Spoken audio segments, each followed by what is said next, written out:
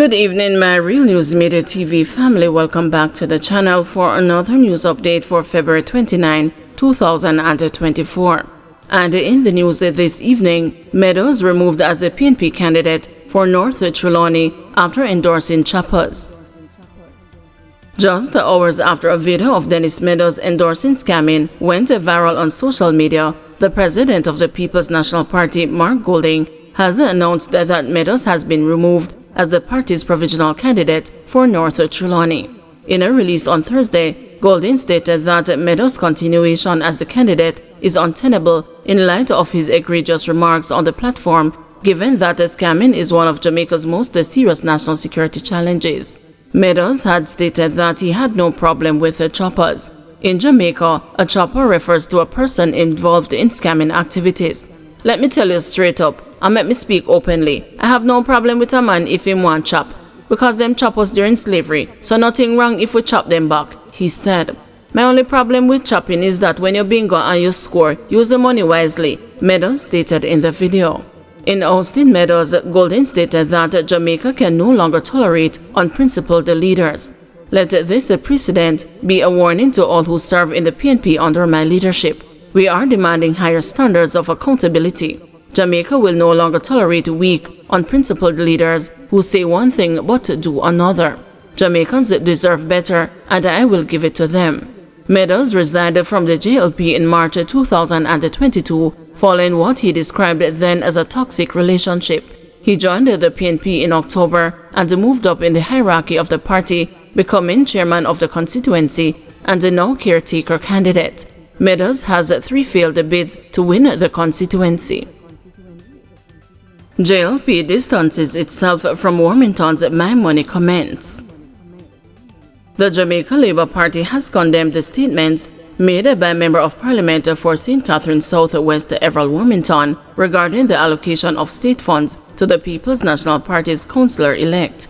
In a video which has since gone viral on social media, Warmington seemingly asserted his intentions to limit funds and resources to the PNP's councillor-elect in the Old Harbour South Division, Dr. Kurt Wall. In a statement on Thursday, the JLP condemned the veteran MP's actions as it distanced itself from what it dubbed as the suggestion of political victimization within constituencies. Highlighting that Warmington's statements are not a reflection of the organization's core principles, the JLP said the MP's comments are reprehensible. At the core of our organization, we espouse the principles of equal rights and justice, and any suggestion that the democratically elected councillor will be victimized must be rebuffed, the governing party's statement read. Mr. Warmington's comments are reprehensible and do not represent the view of the Jamaica Labour Party or its leadership. Warmington, who is also the Minister of Works, in a statement on Wednesday, said his position on funding for members of parliament and the councillors was misunderstood, indicating that it was never his intention to imply that a duly elected councillor should be denied rightful funding for their municipal division. Warmington said his remarks were instead focused on the established practice that MPs direct funds for constituencies, while councillors direct funds from the municipal council. These are distinct and separate channels. He also used the opportunity to clarify that his use of the term "my money" during his speech to party supporters does not signify that he considers state-allocated funds as his own. These funds, allocated by the central government and directed in part by MPs, belong to the Jamaican taxpayers. My reference to "my money" was intended to describe these allocations that I, in my role as MP, help oversee. It should also be noted that, as MP, I do spend my personal resources on constituency matters, the release said. Several social media users have called for Warmington to be sacked. 15-year-old among 4 arrested for setting fire to SDA Church in St. Ann. A 15-year-old boy is among 4 males arrested for allegedly setting fire to the Exchange Seventh-day Adventist Church in St. Ann on Monday. Head of the St. Ann Police, Senior Superintendent Dwight Powell, said the other males are 2 19-year-olds and a 21-year-old. According to the police chief, the males reportedly stole several items from the church and then set fire to sections of the building. The fire brigade and the police were alerted to the scene. SSP Powell said following cooling down operations, the suspects were accosted by lawmen. Charges are to be laid pending further investigations. Mechanic gunned down at work in Oterias. A mechanic was gunned down in Oterias, St. Anne on Wednesday evening. He has been identified as a Chadwin Gale, otherwise called a Scary, of Jacks River, St. Mary. Reports are that about 8:30 p.m., Gale was operating a motor vehicle on Milford Road in the vicinity of a garage when he was approached by a gunman who opened fire, hitting him multiple times. Gale was taken to the St. Anne's Bay Hospital, where he was pronounced dead. The St. Anne police are appealing to anyone with information that can assist with the investigation to contact them. At least 10 murders have been recorded in St. Anne since the start of the year. PNP elated at taking control of St. Mary. After 2 days of tense waiting, the Electoral Office of Jamaica on Wednesday declared that the People's National Party has won the majority of the seats in the St. Mary Municipal Corporation. Before Monday's vote, the PNP held only 3 seats. On Wednesday, they added 4 more, including 1 female among the first-time winners. In a close race, the final tally indicated the PNP won 7 divisions to the Jamaica Labour Party's 6. One of the biggest upsets was in the Gale division, which the JLP has held for more than 20 years. The PNP's Giovanni Byfield unseated the former Deputy Mayor Jason James by 47 votes.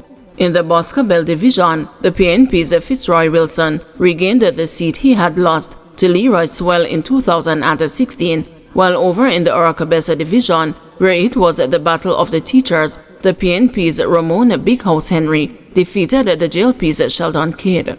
In the Puerto Maria division, the lone female winner for the PNP, Karina MacDonald, won comfortably as she defeated the JLP's Jermaine Smiley by 111 votes.